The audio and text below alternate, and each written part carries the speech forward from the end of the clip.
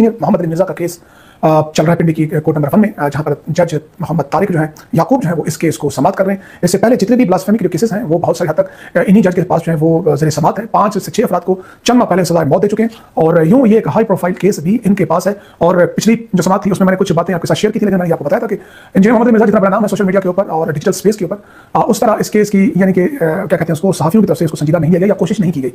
तो मैंने आपसे वादा किया था कि मैं इसके लिए मैं चाहूंगा कि इसी सफर भी करूंगा और जाहिर है कि मुझे पिंडी जाने में टाइम लगता है और वहाँ पर टाइम निकालना पूरा एक दिन खर्च होता है। तो आज वो पूरा दिन मैंने खर्च किया और अब तक इन्फॉर्मेशन आपके साथ जो शेयर की जा सकती है वो शेयर करूंगा, क्योंकि बहुत सी चीज़ें वो बहुत हसास है, सबडिस हैं, ज़ेरे समात हैं और मुझे भी मना किया गया कि इसके ऊपर आपने बात नहीं करनी। और मुझे बतौर प्रोफेशनल साफ़ी भी मुझे ये चीज़ पता है कि इन मौजूद पर बात नहीं करनी, क्योंकि 295C लग चुका है और 295C की जो पेनल्टी है वो बहुत खतरनाक है। लिहाजा हम चाहेंगे कि ये फेयर ट्रायल हो, कोई असरअंदाज ना हो। लेकिन वेरी अनफॉर्चुनेट कि इस केस के ऊपर इस्लामी नज़रियाती काउंसिल ने किस तरह असरअंदाज हुई।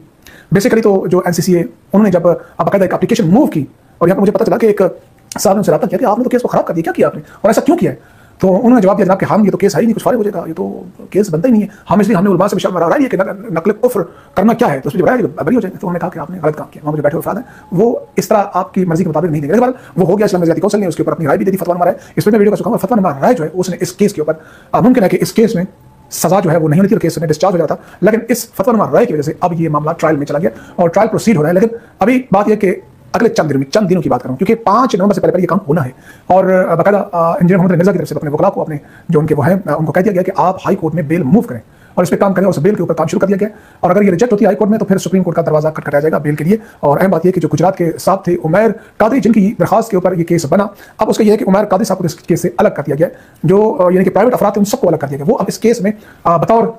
यानी कि एक दरखास्त गुजार नहीं है, दरखास्त गुजार अब NCCA रियासत है और ये रियासत जो है केस को लेकर चल रही है और अदालतों में जितनी भी बहस हो रही है या तो इंजीनियर मोहम्मद अली मिर्जा के जो वकील हैं वो कर रहे हैं, ताहिर अयूबी साहब, और इसके अलावा एडवोकेट है वो, इसके अलावा जो FIA के जो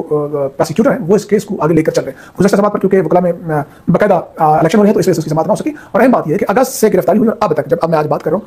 हाँ, तो अभी तक FIA की जानब से NCCA के जानब से कोई चालान पेश नहीं किया गया, चालान अदालत में जमा नहीं कराया गया, चालान के साथ ही केस आगे बढ़ता है, केस को लेकर जाया जाता है। लिहाजा इसका जो है कोई सिलसिला जो अभी तक उस तरह नहीं हुआ और ये सिलसिला जो है अभी चलेगा। और तावत ये कि हाई कोर्ट जो है बेल की जो जमानत है वो एक्सेप्ट कर ले, परंतु ये आपने 13 साल भी 285C मुकदमा चलते 13 साल बाद बाइज्जत बरी कर दिया। भाई आपने 13 साल, अभी लेटेस्ट एक फैसला है, 13 साल आपने उस बंदे को रखा और उसके जो 13 साल जेल में गला सड़ा, उसका कारोबार बर्बाद, सब कुछ बर्बाद हुआ, उसका कौन जवाब दे? अब 13 साल बाद अदालतों ने ये इस तरह करना है। लिहाजा हम तवक्को करते हैं कि इस केस के ऊपर अदालत मेरिट पर दलाइल सुने और मेरिट पर फैसला करे और किसी भी जो है उस दबाव का शिकार ना हो। मैं चाहूंगा कि 5 नवंबर के बाद बहुत सारी चीजें इस केस से जुड़ी इन्फॉर्मेशन है जो मैं आपसे शेयर करूंगा फिलहाल, क्योंकि चीजें जो है वो बहुत सारी ऐसी हैं कि हसास हैं, अभी नहीं करा, लेकिन मैं कोशिश करूंगा 2 हफ्तों बाद आपके साथ एक बड़ा तगड़ा इंटरव्यू भी करूंगा किसी का, उस इन्फॉर्मेशन भी आपको शेयर करेंगे।